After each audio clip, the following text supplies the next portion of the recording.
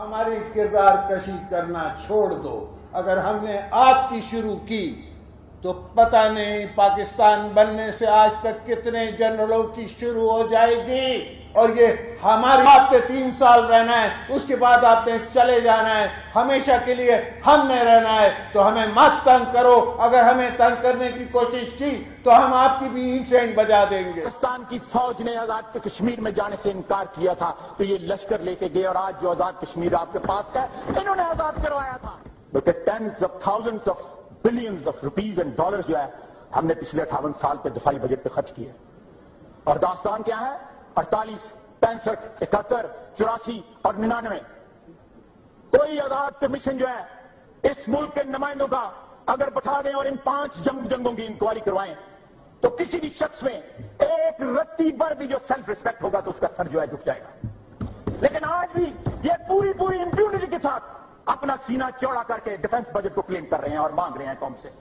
कौम की हड्डियों से गोश्त तक जो है इन्होंने निचोड़ लिया है और उतार लिया है। वाजपेयी साहब ने इस बात का गिला किया कि जनाब देखें, एक तरफ तो लाहौर डिक्लेरेशन हो रहा है और दूसरी तरफ जो है वो कारगिल का वो मिस एडवेंचर करके मेरी पीठ पर छुरा घोंपा गया। मैंने कहा और मैंने कहा बिल्कुल वाजपेयी साहब ठीक कहते हैं।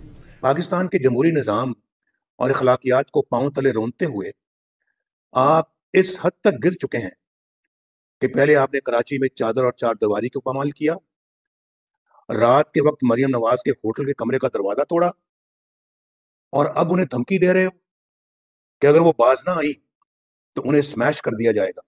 मैं खुदाई लहजे में धमकियां देने वालों को तंबीह करना चाहता हूं कि अगर किसी ने कोई मजमूम हरकत की तो उसके जिम्मेदार इमरान खान के अलावा जनरल कमर जावेद बाजवा, जनरल फैज हमीद और जनरल इरफान मलिक होंगे।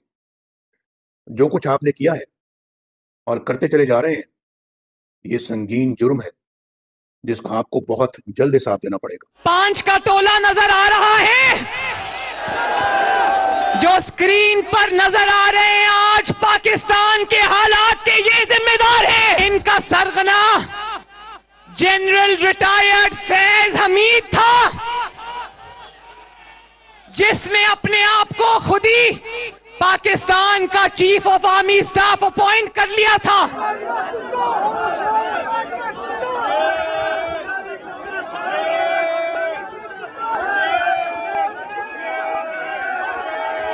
जो हमें कह रहे हैं कि हम अपनी फौज के खिलाफ है। फौज भी मेरी, मुल्क भी मेरा। अपनी सारी कौम के सामने कहना चाहता हूं, देखिए, एक तो जो फौज का इदारा है कभी इसके खिलाफ बात ना करें, क्योंकि फौज एक ऐसी चीज है जो अगर हमारी फौज ना होती तो ये मुल्क में नहीं रहना था।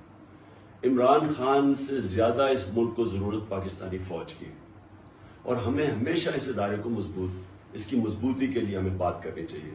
और हमारे जो दुश्मन है वो मुसलसल इसको अटैक करते हैं, बल्कि ये दोनों जो prime minister, ex prime minister और प्रेसिडेंट वो जरदारी और नवाज शरीफ, इन दोनों ने अपनी फौज को अंडरमाइन करने की कोशिश की है।